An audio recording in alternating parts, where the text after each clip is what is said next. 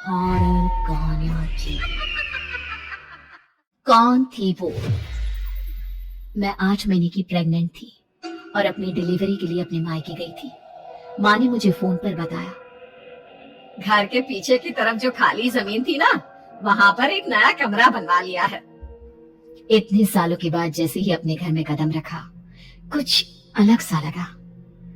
माँ, ये घर के पीछे की तरफ नया कमरा बनवाने की क्या जरूरत थी? अरे बेटा, घर के पीछे दूर दूर तक खाली जमीन है। तेरे पापा को कई दिनों से लग रहा था कि यहाँ पर एक कमरा बनवा लेंगे तो ताजा हवा मिल जाया करेगी। अब तो ये सब छोड़ और चल जल्दी से दूध पी ले। माँ, मैं थोड़ी देर में पी लूंगी, आप सो जाओ। मैंने दूध का गिलास उठाकर उस खिड़की में रख दिया। पता नहीं कब आंख लगी, अचानक से खिड़की के पल्लों के खड़कने की तेज आवाज आई। दूध का गिलास धड़ाम से जमीन पर आ गिरा। जमीन पर गिरते ही दूध का रंग लाल हो चुका था। मैंने खिड़की से झांक कर बाहर देखा। चारों तरफ धुप अंधेरा था।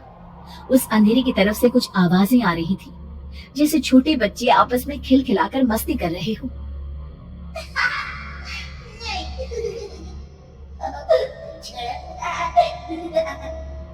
इतनी रात को इतने घनघोर अंधेरे में बच्चों की आवाज कैसे आ रही है?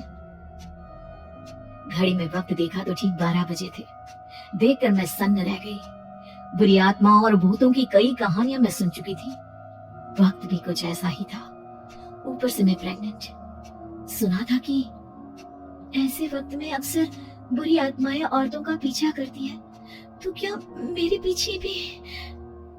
पसीने से तरबतर बड़ी मुश्किल से, जैसे कांपते हाथों से मैंने उस खिड़की को बंद किया। जल्दी से जल्दी उस कमरे से बाहर निकलकर माँ के पास जाने के बारे में सोचा, लेकिन जैसे ही दरवाजे की तरफ पलटी, लगा कोई साया हवा की स्पीड से दरवाजे के सामने से गुजर गया। मेरे गले में अटक कर रह गई।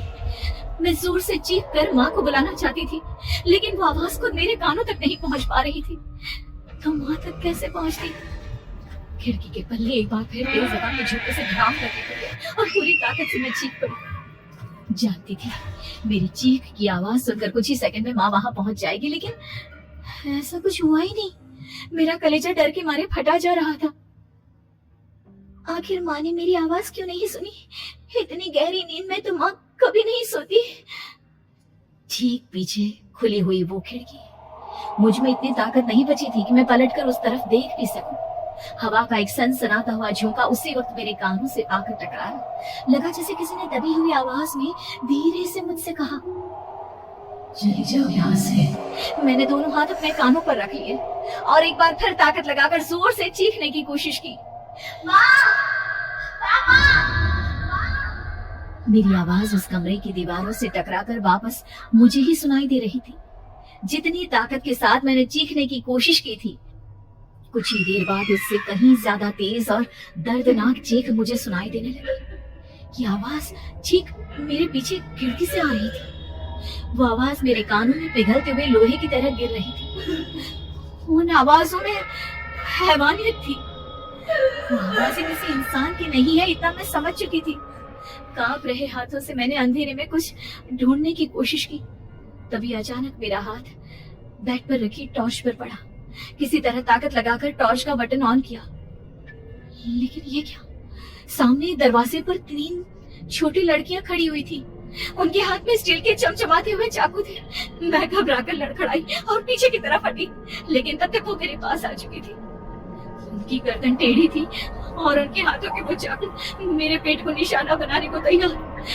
मैं जोर से चीखी, नहीं, छोड़ दो मेरे बच्चे को, मत मारो, मत मारो, छोड़ दो मेरे बच्चे को। सोनाली, सोनाली, क्या हुआ बेटा? तू इतनी डरी हुई क्यों है? उठ बेटा, क्या हुआ?